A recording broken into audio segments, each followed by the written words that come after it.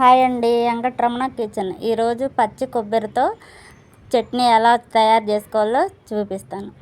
శుభ్రంగా కట్ చేసుకొని కొబ్బరి శుభ్రం కడుక్కొని 4 పచ్చిమిరకాయలు, అల్లం ముక్కలు, చింతపండు వేసుకొని మిక్సీ జార్ వేసుకోవాలి.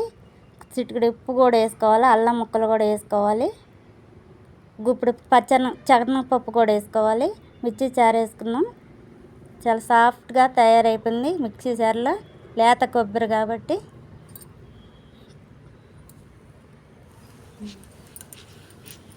ఇదిగో పోపు వేసాను అన్నమాట.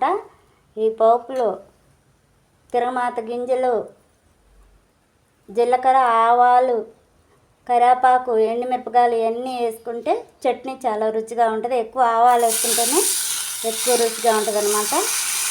చాలా రుచిగా ఉంటుంది. ఈ కొబ్బరి చట్నీలు ఎలా వేసుకుంటే ఎంత రుచిగా ఉంటుందంటే అంత రుచిగా ఉండిద్ది. ఇలా వేసుకుంటే ఆవాలు, జీలకర్ర ఎక్కువ వేసుకుంటే, కరివేపాకు ఇవన్నీ ఎర్రగా వేగిపోవాలి. ఎర్రగా ఫ్రై అయితే రుచి వచ్చిద్ది అనమాట. కొబ్బరి చట్నీ చాలా రుచి. సరిగా ఎంత బాగుందో. ఉప్పు చూద్దాం, ఉప్పు సరిపోయిందో లేదో.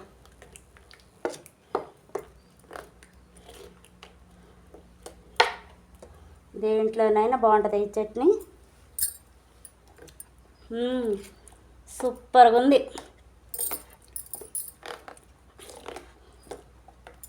దీంట్లోకి నేను ఇడ్లీ చేసుకున్నాను.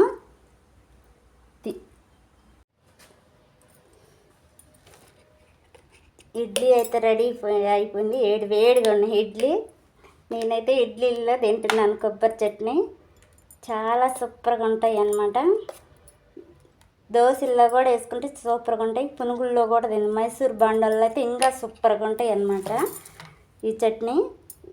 ఈ కొబ్బరితో కొబ్బరి పచ్చడి, కొబ్బరి చట్నీలు చాలా కొబ్బరి లౌజ్లు అవన్నీ చేసుకోవచ్చు. చాలా రుచిగా ఉంటాయి అన్నమాట. నేనైతే ఈ కొబ్బరి చట్నీ ఇడ్లీల్లో తింటున్నా. సూపర్గా ఉన్నాయి. ఒకసారి మీరు కూడా ట్రై చేయండి. నచ్చితే నాకు సపోర్ట్ చేయండి, లైక్ కొట్టండి. బాయ్. పిల్లలు కూడా చాలా ఇష్టంగా తింటారనమాట.